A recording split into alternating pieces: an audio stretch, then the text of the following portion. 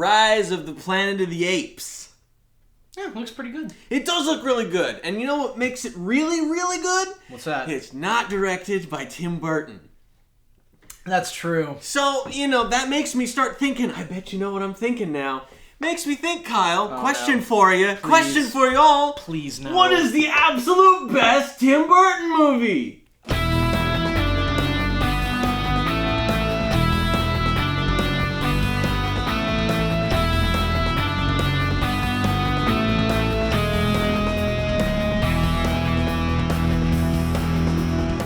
I like Ed Wood. You like Ed Wood? I like Ed Wood. I mean, as a kid, I saw the trailer for it. And I'm like, this will be great. And then guess what, Kyle? What? I watched it. And then I wasn't smiling anymore. Did you watch it as a kid? No, I watched it like a year ago. Oh. My pick is Big Fish. Because, especially if you're a guy and you get to the end of that movie, you are crying. I did not cry.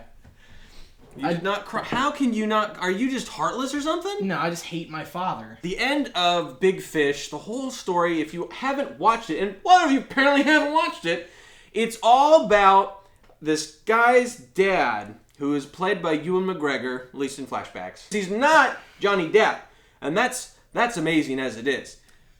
Anyway, so you like Big Fish because... I like Big Fish. Because it's Ewan McGregor and not Johnny Depp. Well, that adds to it. The thing about Ed Wood that's great is that, yes, it's Johnny Depp, which is every Tim Burton movie. Sure, I mean, he's not bad. But he is surrounded by just people who ought to just be walking statuettes of the Oscar. Martin Landau won an Oscar for his role as Bela Lugosi. What makes a Tim Burton movie is the Tim Burtonness, the Tim Burtonicity, if you will.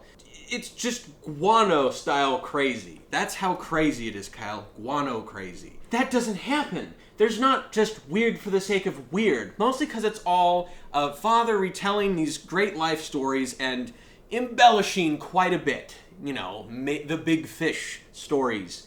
And that's great. It's a Tim Burton film where he's not being Tim Burton. That's everything that I could ever want from a Tim Burton movie. Ed Wood is the epitome of what is not Tim Burton-ness, which is why it is the best Tim Burton movie. Okay. Tim Burton's movies now, the inferior ones, if I may, they're all brightly colored. They're like fruit-striped gum. They hit you, and you're like, ooh! And then after 5 seconds, you're like, alright, is there anything else? Flavor's gone. Flavor's gone. Flavor's gone. After 5 seconds, these Tim Burton movies now. Alice in Wonderland, Willy Wonka. Ed Wood, black and white, bare bones. So what you're no saying spectacle attached you're to saying it. is, you don't even get the 5-minute flavor enjoyment. It's dull to begin with. But the thing about Ed Wood that's great, that only Tim Burton could get out of a moment like this... Only Tim.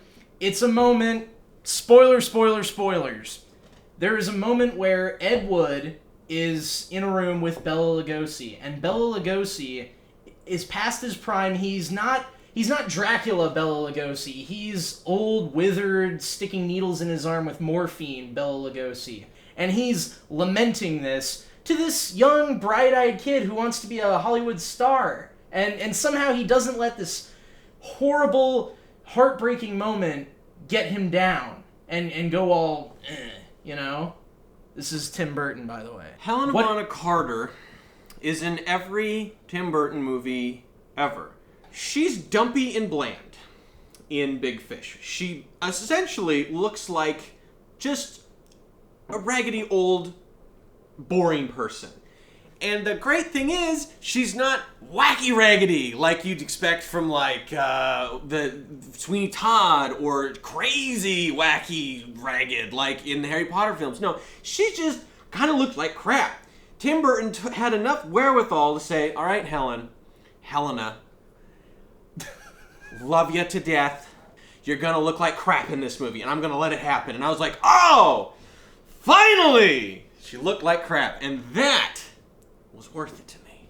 All right, I'm gonna start drinking now, Kyle. Okay. Well, I'll quote Bela Lugosi from the movie. Beware of the big green dragon that sits on your doorstep. And puppy dog tails. Pull the strings! Pull the strings! I can't compete with that. That's actually in the movie. That's a direct quote. I can't compete with that! You threw that, didn't you? I might have.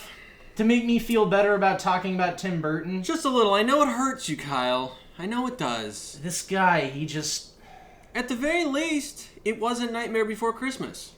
And there's my final word. My final word.